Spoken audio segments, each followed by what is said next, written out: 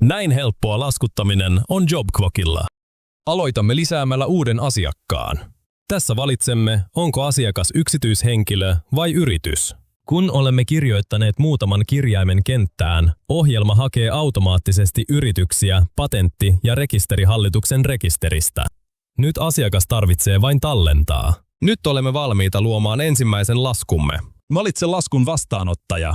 Tarkista laskun tiedot. Ja sitten täytämme, mistä laskutamme. Tässä tapauksessa laskutamme työtunneista. Tämän jälkeen valitsemme arvonlisäveroasetukset. Kun ne on valittu, syötämme määrän ja yksikön. Seuraavaksi haluamme laskuttaa vielä yhden tuotteen. Tällä kertaa laskutamme kannettavan tietokoneen, jonka olemme lisänneet tuoterekisteriimme. Tähän voisimme lisätä mahdollisia huomautuksia, jotka haluamme sisällyttää laskuun. Kun olemme tyytyväisiä, voimme esikatsella laskua.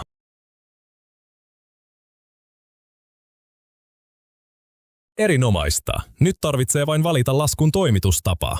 Voimme lähettää laskun suoraan sähköpostipalvelun kautta, tallentaa laskun PDF-tiedostona, lähettää sen paperilaskuna tai täyttää asiakkaan verkkolaskuosoitteen ja lähettää sen verkkolaskuna.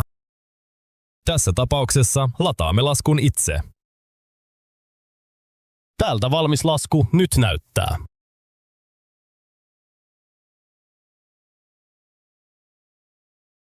Juuri luomamme lasku löytyy nyt laskuyhteenvedosta.